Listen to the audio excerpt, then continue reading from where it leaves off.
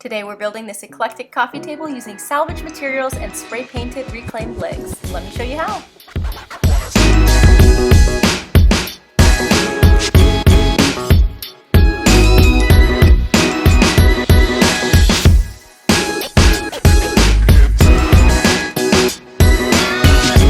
So the first thing that I'm going to do to prep these table legs to be spray painted is I'm going to clean them up, get any of this little gunk off of here from its former life. I also may hit them with some sandpaper just to make sure that the surface is roughed up just a little bit to make sure that the spray paint adheres really well. So I have just enough, I think, of these leftover tiles from when I tiled the backsplash in our bathroom. So I think these are stunning tiles and I don't want these to go to waste. So on this sheet of plywood, I'm going to try to arrange them in a shape that will make sense for a coffee table.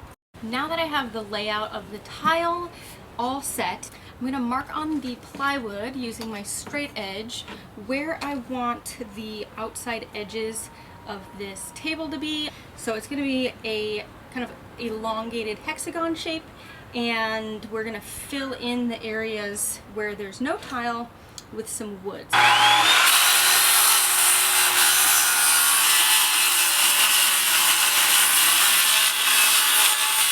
Alright, now that the shape of the tabletop is all cut out, I'm going to just clean off all of the sawdust that's on here and start using tile adhesive to attach the tiles so that that can dry out and solidify while we're working on the legs. So I'm going to be using this champagne gold Bare Premium spray paint, which is a new color that they just came out with recently, and I'm really excited about it. It's in a matte finish, so it's going to be very modern. It's more of a cool gold versus like a very yellowy gold, so I think it's going to look really good with the tabletop that we built. We're going to be doing several really thin coats, that way we avoid any drips in the paint and get a really nice smooth surface. So we're going to wait until this coat dries and then we'll come back and we'll throw a second coat on there and see where we're at. And now we need to fill in those corners with some 1x4. I used fir, but I feel like oak would look really beautiful. These were all cut at a 30-degree angle based on that hexagon shape.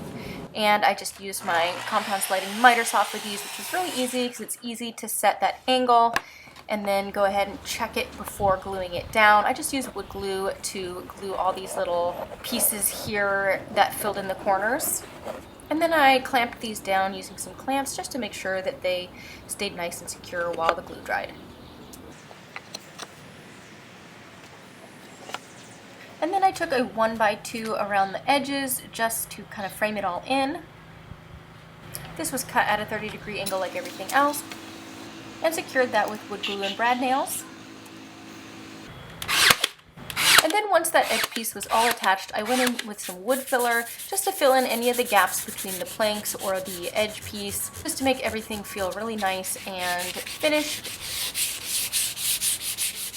Then those legs needed one final coat of paint. I also painted the screws and washers the same color so that those matched when I attached the legs.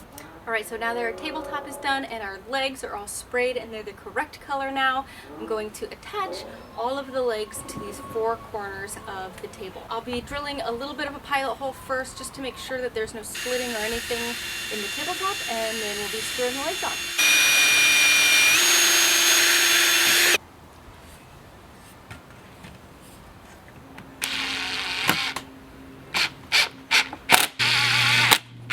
Alright, and here is the table in its finished state. I thought this was a really fun project, kind of a little bit more of an intermediate DIY, but it was still very approachable. So if this is a project you're thinking that you might want to take on, definitely go for it. It was a really fun project. You can find links to all the tools and materials that I used to create this coffee table in the caption below, as well as over on my blog. Thanks for watching, you guys, and if you want to stick around for more DIYs and projects, click subscribe and follow me on Instagram.